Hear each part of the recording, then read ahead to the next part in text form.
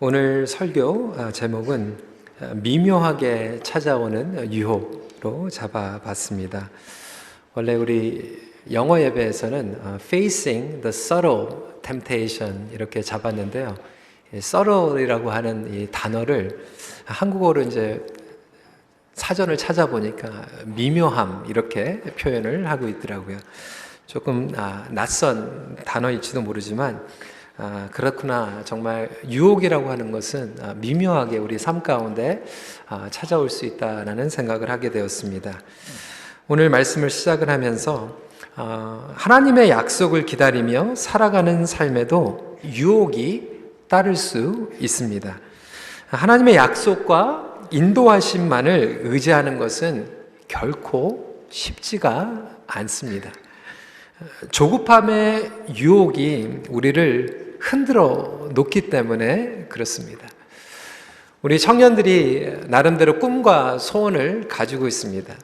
그런데 그 꿈이 이루어지는 것을 기다리는 것은 참 쉽지가 않습니다.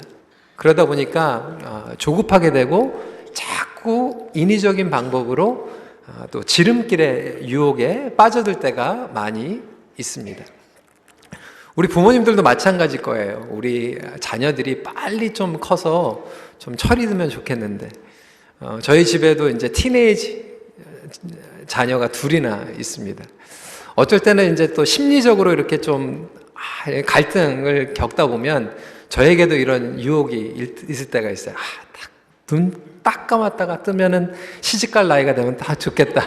이런 생각이 유혹으로 들지도 모르겠죠. 여러분, 목회도 마찬가지 아닙니까? 우리 매주 이렇게 새로운 성도들도 오고 하지만 사실상 목회자에게도 그리고 성도들에게도 조급함의 유혹이 찾아올 때가 있어요. 빨리 교회가 성장하면 좋겠다. 빨리 교회가 안정되면 좋겠다라고 하는 이러한 조급함의 유혹은 우리 모두에게 찾아올 수 있다라고 하는 것이죠. 오늘 본문으로 돌아가서 믿음으로 가나안 땅에 정착한 아브라함과 사라가 정말 하나님을 기다리면서 10개월도 아니고 10년을 기다렸어요. 대단한 거 아닙니까? 3절 말씀에 아브라함이 가나안 땅에 거주한 지 10년 후였더라라고 기록을 하고 있습니다. 여러분, 한번 생각을 해보세요. 10년이면 강산도 변한다라고 하는 말이 있는데, 믿음으로 하나님을 의지하고 기다렸던 아브라함과 사라에게는 자손을 주시겠다라고 하는 이 약속이 여전히 이루어지지 않고 있습니다. 아니, 이쯤 되면은 이들에게 인위적으로 모든 수단과 방법을 동원해서 좀 뭔가 해보겠다라고 하는 유혹은 너무나도 지극히 당연한 유혹이라고 볼 수 있을 것입니다.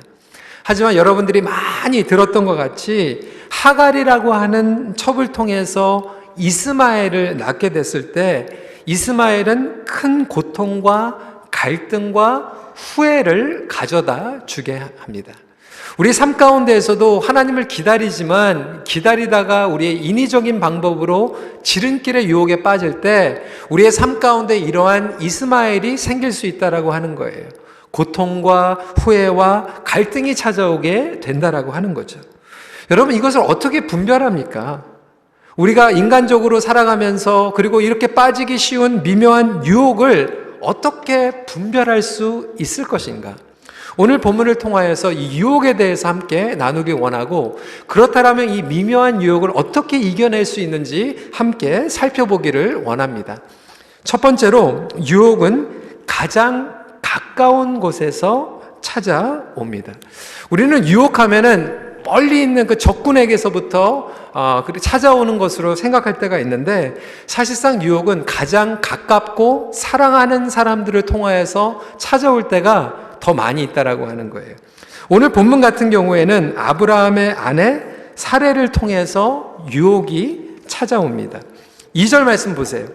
사레가 아브라함에게 이르되 여호와께서 내 출산을 허락하지 아니하셨으니 원하건대 내 여종에게 들어가라. 내가 혹 그로 말미암아 자녀를 얻을까 하노라 하매 아브라함이 사레의 말을 들으니라. 아브라함은 아내 사레의 말을 들었습니다. 여러분, 한번 생각해 보세요. 아내의 말을 들은 게 잘한 겁니까? 잘못한 겁니까? 제가 오늘 일부 예배하고 EM 때 이 설교를 했더니 그냥 부부끼리 막 째려보고 난리가 났습니다. 여러분, 보통 아내가 시키는 대로 하면 평강이 찾아옵니다. 아멘입니까? Wife is right most of the time. 그런데 not all the time 이라고 하는 거죠. 지금 아브라함이 지금 사레의 말을 듣고 있어요. 근데 여러분, 아내의 말 그리고 남편 말을 듣는 것이 참 도움이 되고 평강이 찾아오는 것도 사실이지만 항상 다 옳은 것은 아니라고 하는 것입니다. 성경에 보면 이 유혹이라고 하는 것이 가장 사랑하고 가장 가까운 데서 찾아올 때가 많이 있어요. 아브라함 같은 경우에도 그랬고 에덴 동산에서 아담이 아내의 말을 듣고 선악과를 따먹게 됩니다.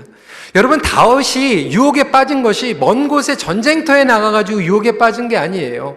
평안할 때 예루살렘에서 그것도 바로 자기 집 앞에서 유혹을 당하게 됩니다. 예수님도 가장 측근에 있었던 베드로가 예수님 십자가를 지시면 안 됩니다라고 하면서 수제자가 유혹의 말을 하게 된다라고 하는 거죠. 이렇듯이 가장 가까운 곳에서 유혹은 흔히 찾아옵니다. 때로는 소중한 친구를 통하여서 유혹이 찾아옵니다. 제가 LA 있을 때 제가 잘 알던 목사님 한 분이 정말 좀 사고가 터져서 스캔들이 생기게 됐어요. 목회지를 사임을 해야 되는 것이고 그것이 옳았습니다. 그리고 본인이 그렇게 결정을 했어요. 근데 사임을 하려고 했는데 가장 친했던 친구 목사님이 말린 거예요. 절대로 내려오면 안 된다고. 내려놓지 말라고 얘기를 했죠.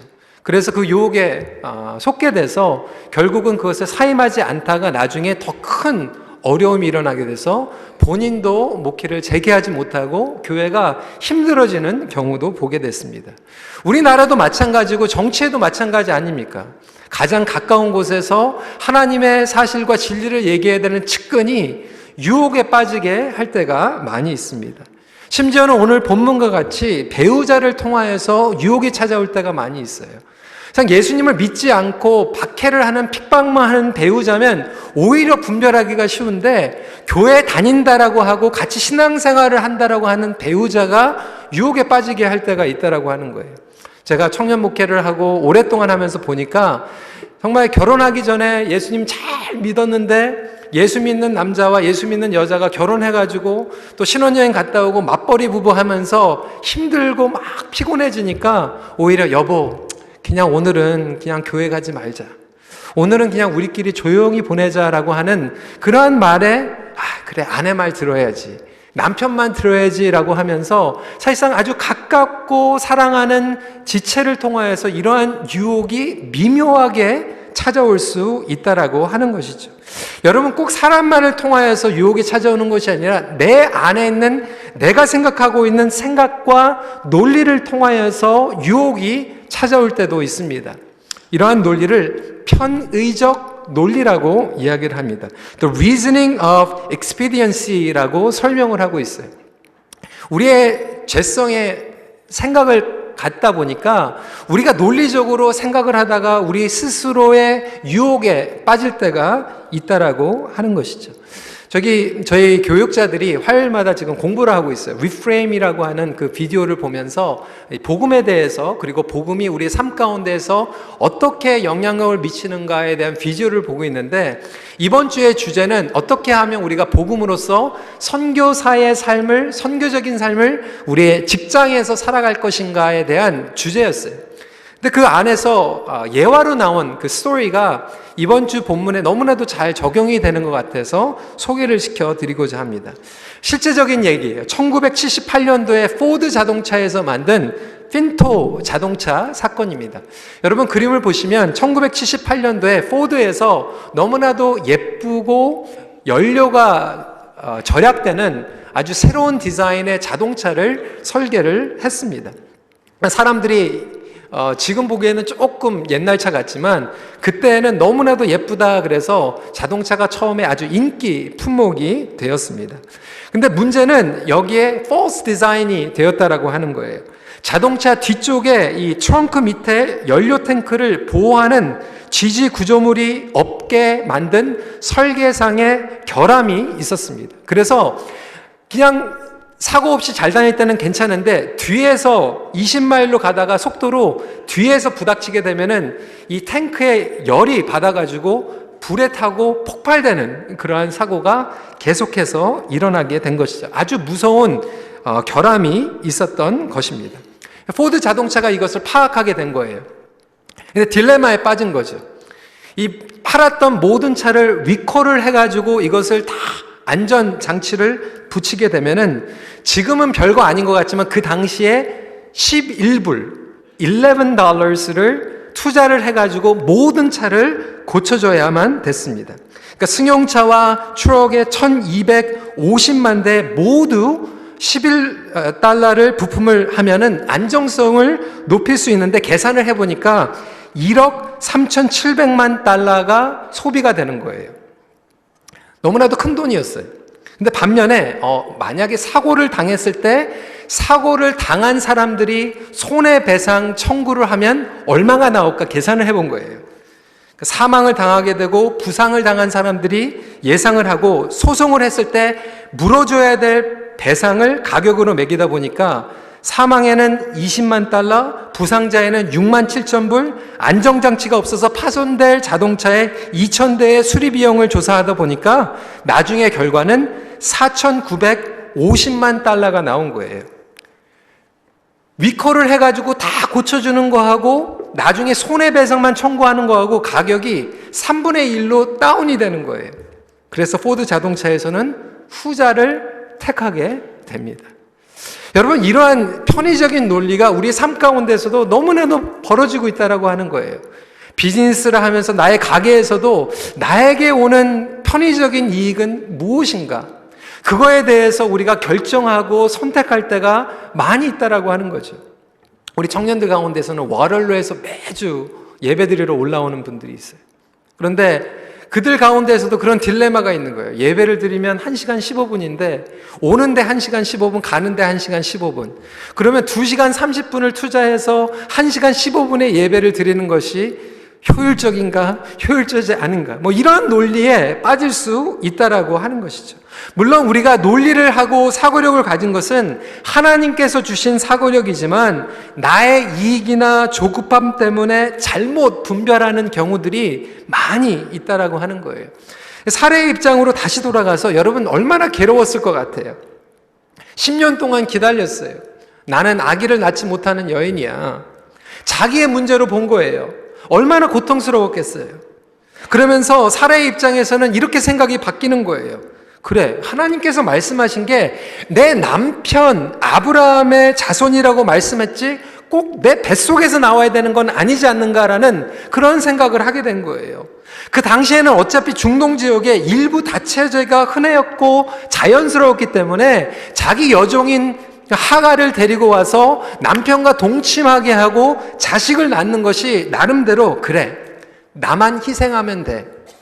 나만 뚝 눈을 딱 감고 남편을 위해서 우리 가정을 위해서 하나님의 뜻이 이루어지면 다 좋은 게 아니야 라고 생각하면서 그러한 논리를 펼치게 되고 결국은 미묘하게 안타까운 유혹이 찾아오게 되었다라고 하는 거예요. 근데 아브라함은요, 아내의 말을 듣습니다. 영어로 보면 Abraham listened to Sarah's voice. 우리의 삶 가운데에선 누구의 말을 듣는가? 여러분, 말을 듣는 건 매우 중요합니다. 소통은 중요해요. 저도 목회를 하면서 소통을 하는 것이 너무나도 중요하다고 생각해요. 근데 소통을 하면요, 두 가지의 결과가 나옵니다. 마음과 마음이 통해가지고 하나님의 뜻을 분별하면 교통이 일어나요. 이게 좋은 거죠. 근데 이 소통을 하면서 어떨 때는 그 사람의 마음에 바닥이 들통이 날 때가 있습니다. 그러니까 이 소통은 좋은 거예요. 교통이 되든지 들통이 나든지 둘 중에 하나라고 하는 거죠. 근데 소통을 하면서 항상 헷갈리는 것들이 있어요. 너무나도 많은 성도들이 요구를 하고 욕구들이 있다 보니까 이분의 말을 들으면 이렇게 들어주고 싶고 저분의 말을 들으면 저렇게 듣고 싶은데 사실상 저는 모든 사람들을 해피하게 하고 싶거든요. 그런데 이 딜레마에 빠지는 거예요. 누구의 말을 들을 것인가? 근데 여러분, 하나님께서 그러한 지혜를 주시더라고요. 사람의 말을 들을 때 소통을 통하여서 분별하라는 거죠. 하나님의 뜻이 무엇인가?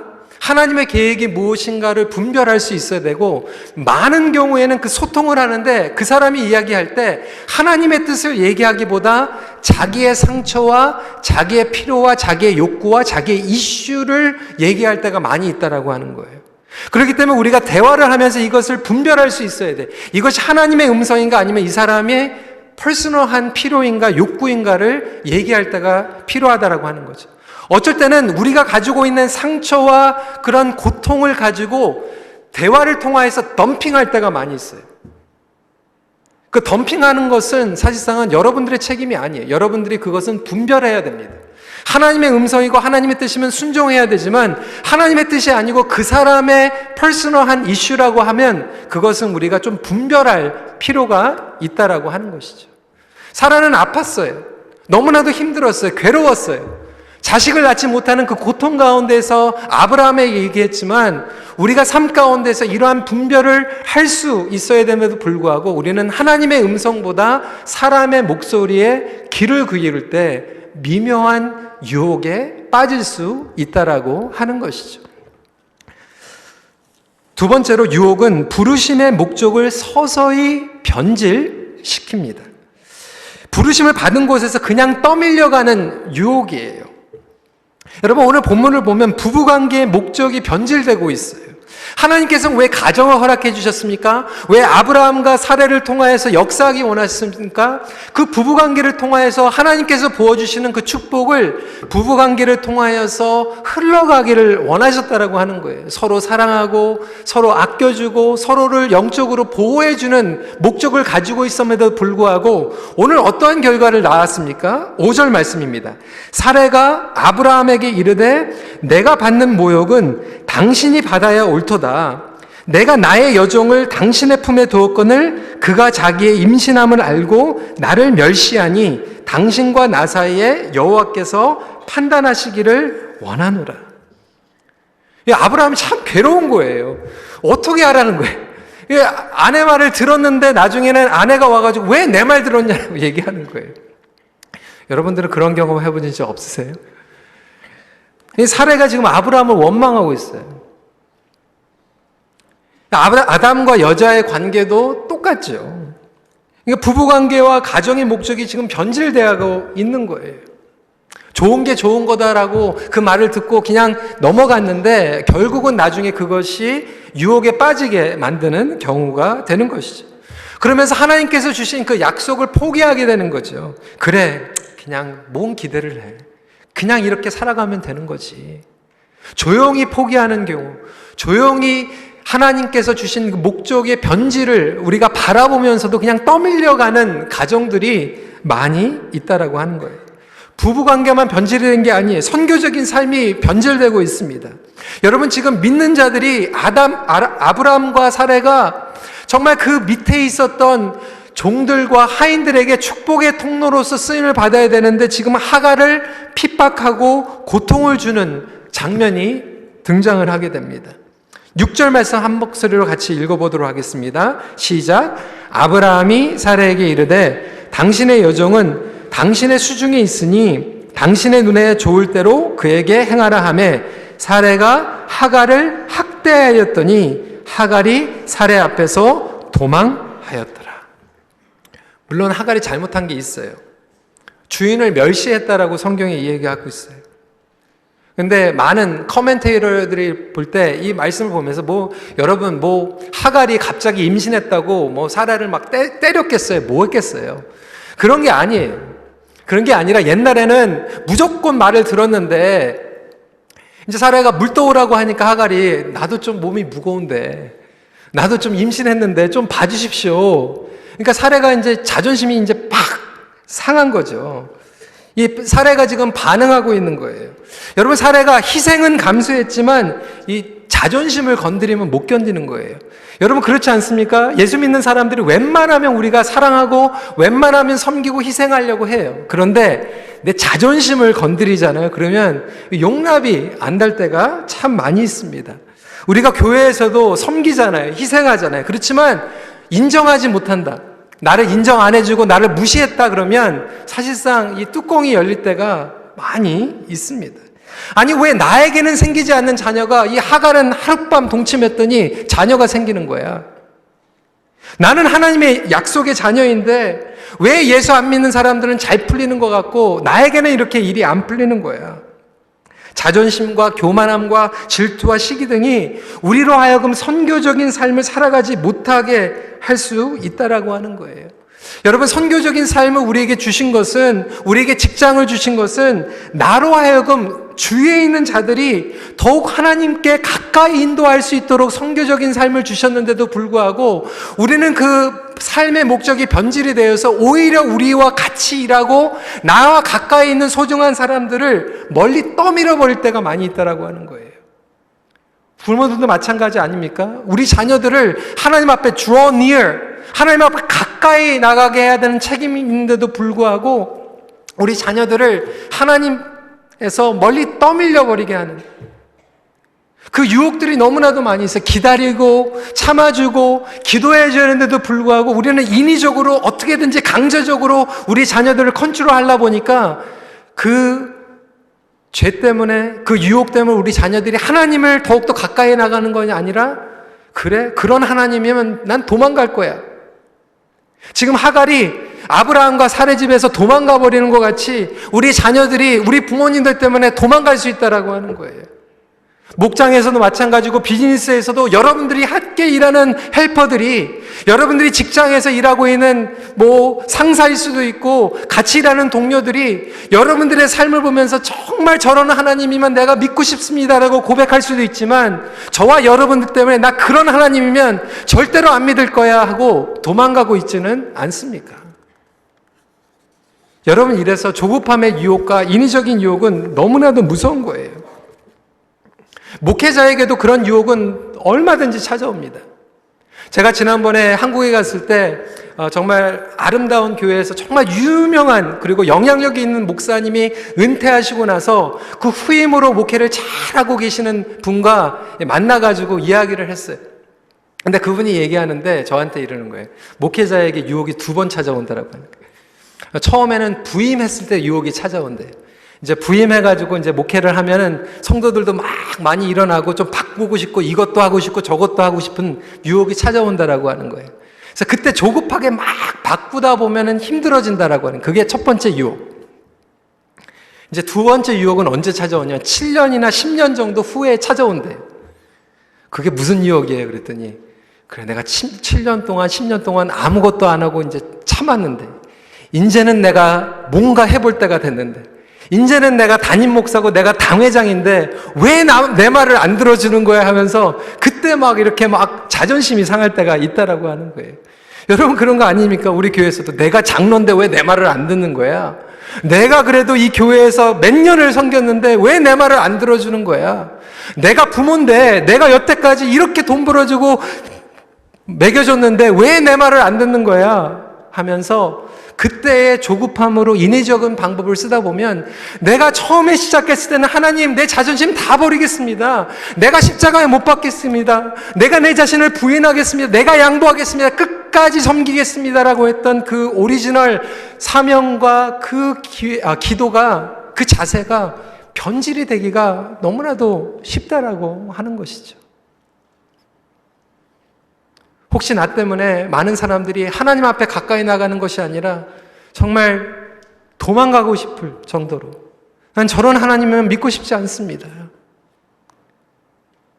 오늘날 대한민국 가운데서도 여러 가지 이슈들 가운데에서 내가 내 힘으로 뭐를 해보려고 하다 보니까 교회 안에서 분란이 일어나고 무리가 일어나고 젊은 친구들이 교회를 떠나고 도망가는, 이 하갈이 마침 아브라함과 사레에서 하나님의 축복을 받아야 되는데도 불구하고 도망가고 싶을 정도의 그러한 상황을 우리가 스스로 만들어 버리고 있지는 않습니까? 그렇다면 우리가 주님 앞에 회개해야 한다라고 하는 것이죠. 정말 영적으로 깨어있지 않으면 저도 마찬가지고 여러분들도 마찬가지고 이렇게 미묘하게 변질되기가 쉽다라고 하는 거예요. 그렇다면 마지막 포인트로 어떻게 미묘하게 우리를 넘어뜨리려고 하는 유혹에서 이겨낼 수 있을까? 세 번째 포인트입니다. 우리를 살피시는 하나님을 만남으로 유혹을 이겨낼 수 있습니다. 하나님을 만날 때 그 힘으로 유혹을 이겨낼 수 있는 거예요. 하나님과 인격적인 만남을 통해서 유혹을 이기는 힘을 공급받으십시오. 여러분, 하나님을 아는 지식 너무나도 중요하죠. 하지만 하나님을 아는 지식 중요한 만큼 우리가 하나님을 매일 매순간 만나야만 합니다. 근데 이 힘을 어떻게 공급받아야 됩니까? 오늘 이 말씀을 봐도요, 참 흥미로운 사실. 여러분 기억나시죠? 지난번에 가나안 땅에 기근이 났을 때 아브라함과 사레가 애굽으로 도망을 갑니다. 거짓말을 해요. 누가 잘못했어요? 아브라함이 잘못했어요. 근데 누가 회개해요? 바로가 회개를 해요. 오늘 말씀을 봐도요, 아브라함과 사레가 분명히 잘못했는데 누가 하나님을 만납니까? 하갈이 하나님을 만나요. 하나님께서 하갈을 만나주세요. 기로에 서 있는 하갈, 그 광야에서 샘물 옆에 있는 하갈을 만나주시는데 하갈이 만난 하나님은 어떠한 분이셨습니까? 13절 말씀 한 목소리를 읽도록 하겠습니다. 시작. 하갈이 자기에게 이르신 여호와의 이름을 나를 살피시는 하나님이라 하였으니 이는 내가 어떻게 여기서 나를 살피시는 하나님을 배웠는고 함이라. 나를 살피시는 하나님. 영어 성경에는 God of Seeing 이라고 설명을 하고 있어요. 그냥 God이 아니라 God of Seeing, 나를 살피시는, 나를 바라보고 계시는 하나님. 나를 바라보고 계시는 하나님을 만나시는 저와 여러분들이 되시길 주님의 이름으로 축원합니다. 여러분, 하갈과 같은 애굽의 첩, 여자 노예도 살펴주시고 만나주시는 하나님이신 줄 믿으시기 바랍니다. 애굽의 여종도 존중해 주시는 하나님이신 줄 믿으시기 바랍니다. 그녀에게도 잘못이 있었어요. 하지만 그녀에게 긍휼을 베풀어 주세요. 여러분, 하갈도 만나주시는 하나님이 왜 저와 여러분들을 살피지 않으시겠습니까? 광야에서 하갈도 긍휼을 베풀어 주시는 하나님께서 오늘도 변함없이 저희들을 살펴보고 계시고 우리의 형편을 알고 계시고 우리의 생각과 우리의 마음을 감찰하고 계시고 우리의 어려운 고민 가운데 우리의 신음까지도 바라보고 들어주시는 하나님인 줄 믿으시기 바랍니다. 그 하나님을 만나시길 축원합니다.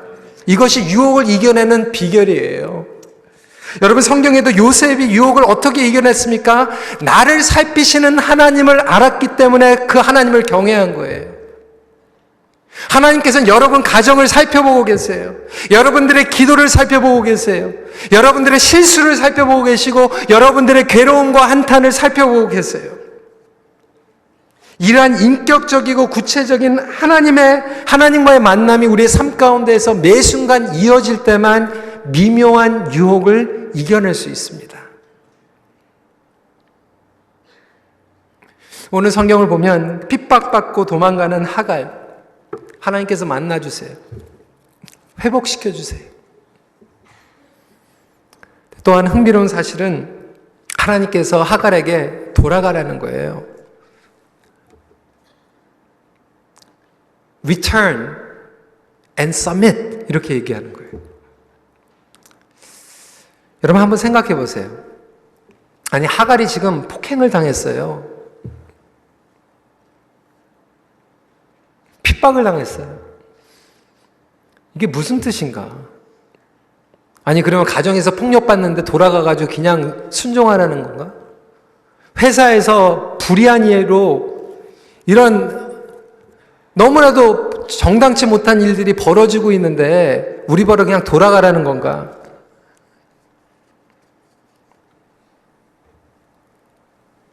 어뷰스를 받는 곳으로? 폭행당하는 곳으로? 여러분 사실은 이 하갈의 한 여인이 그냥 한 가정으로 돌아가는 사건이 아니에요. 창세기 말씀을 쭉 보시면 아브라함의 이야기를 통하여서 우리에게 주는 교훈이 있고 이것이 출애굽기까지 계속해서 되는 띠이 있는데 하나님께서 아브라함에게 그리고 사라에게 그리고 하갈에게까지 주는 이 교훈은 뭐냐면 애굽으로 갈 것인가 가나안 땅에 남을 것인가요?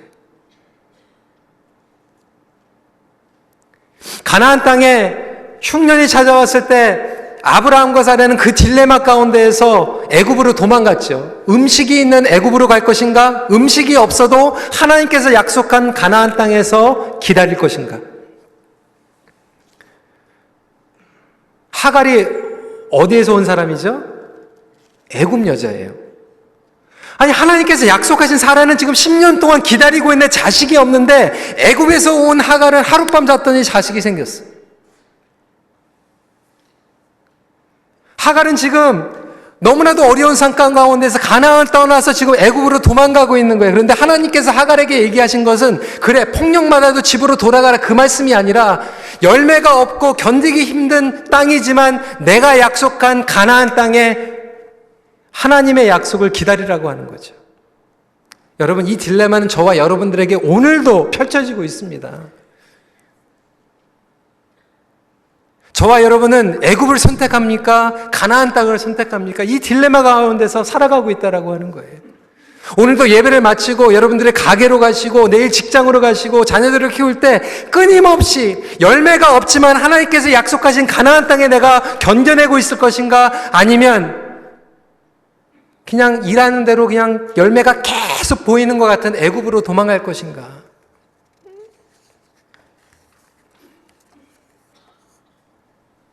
하나님께서는 하갈에게 가나안 땅으로 돌아가라고 말씀하시죠. 기다리라고 말씀하시죠. 견디라고 말씀하시죠. 무작정이 아니에요. 하나님께서 부르실 때까지. 그래서 창세기 21장을 보면 하나님께서 하갈을 불러내세요. 제가 읽어드리겠습니다. 그러나 여종의 아들도 내 신이 내가 그로 한 민족을 이루게 하리라 하신지라 일어나 아이를 일으켜 내 손으로 붙들라 그가 큰 민족을 이루게 하리라 하시니라. 기다림 가운데 지치고 포기하고 싶은 우리에게 하나님께서는 약속으로 견디라고 도전하고 격려하고 계십니다. 그 능력이 어디에서 납니까? 하나님을 매일 만나야 돼요. 하나님께 매일 만날 때 하나님께서는 우리를 살펴보고 계시기 때문에 위로의 말씀을 하시는 거죠. 내가 너를 살피고 있어. I see you. 너의 기도를 내가 살피고 있어. 로마서 8장 27절 같이 읽도록 하겠습니다. 시작. 마음을 살피시는 이가 성령의 생각을 아시나니 이는 성령이 하나님의 뜻대로 성도를 위하여 간구하심이라. 평범한 일상생활 가운데에서 말씀으로 기도를 하라고 하는 것은 그냥 단순히 종교적으로 습관적으로 하는 게 아니라 그 말씀을 통하여서 우리의 마음을 감찰하시는 하나님을 만나야 되는 거예요.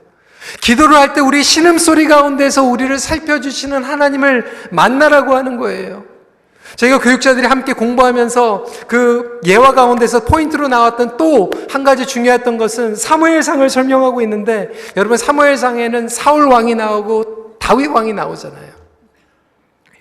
이스라엘의 왕들의 이야기가 나오잖아요. 그런데 이 사무엘상의 시작은 누구로 시작하죠? 한나의 기도.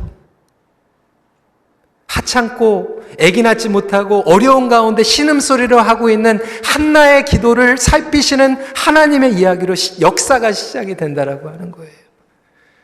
사랑하는 성도 여러분, 우리 하나님은 이러한 분이십니다. 우리의 기도를 들어주시고 우리를 살펴주시는 하나님이세요. 성령 하나님의 살피심을 받는 태도가 우리에게 절실히 필요하다라고 하는 것이죠. 매일 삶 가운데서 그분 안에 그분을 만날 수 있는 힘을 얻을 수만 있다면 우리는 영적인 축복과 승리를 경험하게 됩니다. 성도 여러분, 말씀을 정리합니다. 누구의 목소리를 듣고 계세요? 혹시 하나님께서 주신 선교적인 삶을 가지고 다른 사람들을 교회를 떠나게 하나님 앞에서 도망가고 싶을 정도로 우리는 폭행과 폭력, 아니 인위적인 방법으로 살아가고 있지는 않습니까? 오늘 저희들에게 주시는 말씀은 우리를 정죄하라는 말씀이 아니에요. 돌아오라는 거예요. Return. 우리 성도들 가운데에서는 어떤 분들은 지금 유혹의 기로에 서 계시는 분들이 있을 거예요. 하나님, 기다렸습니다. 이제는 못 기다립니다. 제가 하겠습니다. 그 딜레마에 빠지신 분들은 성령님께서 오늘 이 말씀을 통하여서 다시 한번 하나님의 약속으로 돌아가는 놀라운 축복이 임하기를 소원합니다. 혹시 우리 삶 가운데에서 하나님께서 주신 그 축복의 통로, 특권을 가지고 잘못 사용한 것들이 있다면 회개의 역사가 일어나기 원합니다.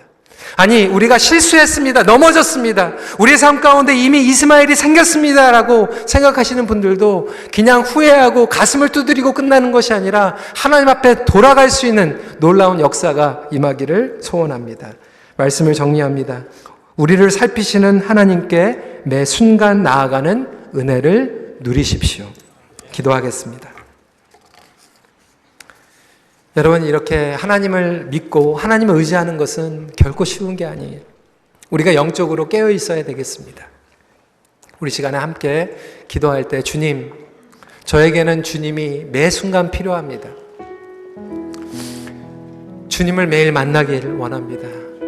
나를 살피시는 주님, 나의 마음과 나의 생각, 나의 가정, 나의 형편을 살피시는 주님, 오늘도 주님을 만나는 그 힘으로 유혹을 이겨내는 힘을 허락하여 주시고 내가 넘어졌지만 다시 돌아갈 힘을 허락하여 주시옵소서. 우리 이 시간에 함께 기도하는 시간 갖도록 하겠습니다. 기도하시겠습니다.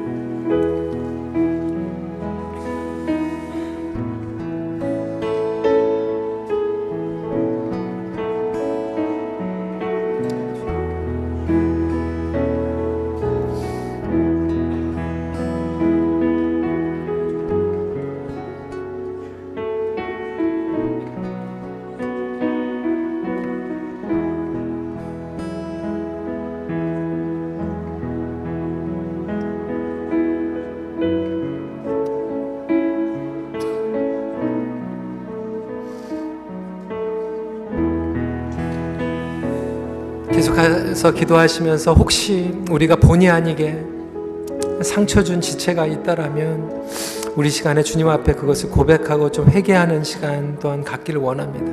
우리 삶 가운데에서 정말 예수님께 가까이 인도해야 될 그 대상이었는데도 불구하고 우리의 자녀들이, 우리가 함께 일하는 우리 주위 가운데 있는 동료들, 같이 함께 일하는 사람들이 나 때문에 혹시 상처를 입고 정말 하나님을 떠나가고 싶을 정도로 그러한 실망을 가져다 주지는 않았는지 우리 시간에 주님 앞에 회개하고 또 그들의 회복을 위해서 함께 또 기도하는 시간 잠시 갖기를 원합니다. 기도하겠습니다.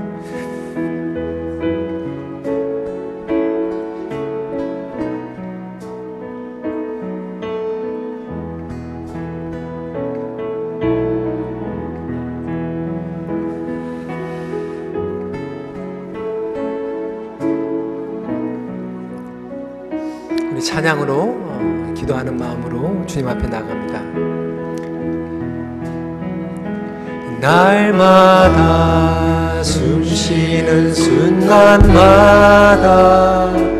내 앞에 어려운 일 보내 주님 앞에 이 몸을 맡길 때 슬픔 없네 두려움 없네 주님의 그 자비로운 손길 항상 좋은 것 주시도다 사랑스레 아픔과 기쁨을 수고와 평화와 안식을 계속해서 2절입니다. 날마다 주님 내 곁에 계셔 자비로 날 감싸주시네 주님 앞에 이 몸을 맡길 때 힘주시네 위로와 주네 어린 나를 품에 안으시사 항상 평안함 주시도다 내가 살아 숨을 쉬는 동안 살피신다 약속 어린 나를 품에 안으시사 어린 나를 품에 안으시사 항상 평안함 주시도다 살아 숨을 쉬는 동안 살피신다 약속하셨네. 우리 시간에 두 손을 조용히 우리 가슴 위에 얹어놓고 우리를 살피신다라고 약속하신 그 주님을 다시 한번 신뢰하며 고백하는 시간 갖도록 하겠습니다. 주님께서 우리를 살펴주심을 감사드립니다. 주님의 은혜로 다시 돌아가게 하여 주시옵소서. 유혹에서 건질 힘은 주님밖에 없음을 고백합니다. 우리에게 힘 주시고 은혜를 부어 주시옵소서. 다시 한번 우리 봉헌기도 우리 장로님 나오실 때까지 또 조용히 주님 앞에 기도하는 시간 갖도록 하겠습니다. 기도하시겠습니다.